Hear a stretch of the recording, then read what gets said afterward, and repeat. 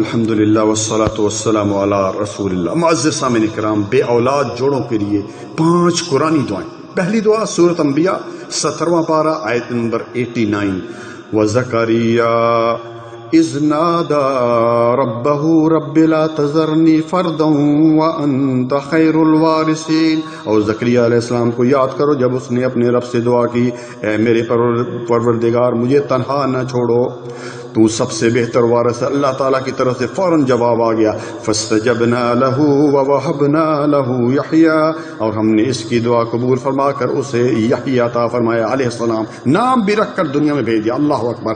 دوسری دعا ایک جلیل القدر پیغمبر حضرت ابراہیم علیہ السلام، سورۃ صافات آیت نمبر جو ہے وہ 100 اور 23واں پارہ ہے، رب حب لی من الصالحین، اے میرے رب مجھے صالح و نیک بخت اولاد عطا فرما، اور اللہ تعالیٰ نے اولاد دے دی۔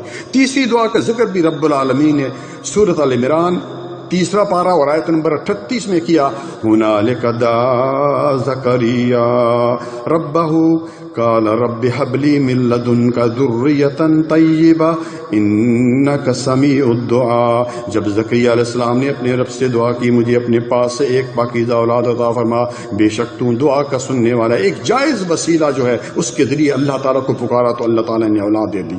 چوتھی دعا سورۃ نور 29واں پارہ آیت نمبر 10، 11 اور 12، فَقُلْتُ اسْتَغْفِرُوا رَبَّكُمْ إِنَّهُ كَانَ غَفَّارًا يُرْسِلِ السَّمَاءَ عَلَيْكُمْ مِدْرَارًا وَيُمْدِدْكُمْ بِأَمْوَالٍ وَبَنِينَ وَيَجْعَلْ لَكُمْ جَنَّاتٍ وَيَجْعَلْ لَكُمْ أَنْهَارًا۔ یہاں بھی اللہ تعالیٰ نے کیا فرمایا کہ تم زیادہ سے زیادہ استغفار کو اللہ تعالیٰ تمہیں مال بھی دے گا، اللہ تعالیٰ تمہیں اولاد بھی دے گا۔ 3 استغفار میں بتا دیتا ہوں۔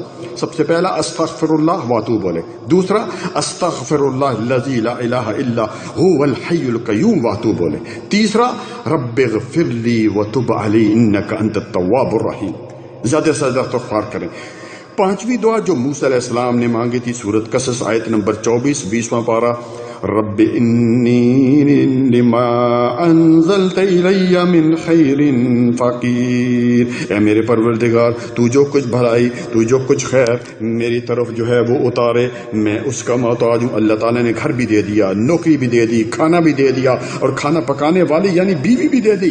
پیارے بھائیوں، ہر حاجت کا اللہ کی قسم قرآنی وظیفہ ہے، اس کو نماز میں، سنتوں میں، نوافل میں، فرضوں میں آخری تشہد کے بعد یعنی درود شریف کے بعد پڑھیں، اور خصوصاً جو ہے وہ سجدے میں جو اللہ تعالیٰ دعائیں زیادہ قبول کرتا ہے اس میں پڑھیں۔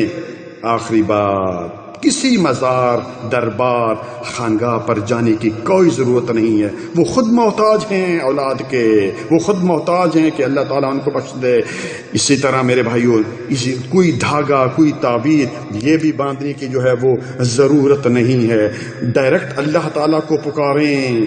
اللہ تعالیٰ کا فرمان ہے، وَقَالَ رَبُّكُمْ اُدْعُونِي أَسْتَجِبْ لَكُمْ، تمہارے رب کا فرمان ہے مجھے پکارو، مجھ سے دعائیں کرو، میں تمہاری دعاؤں کو قبول کرتا ہوں۔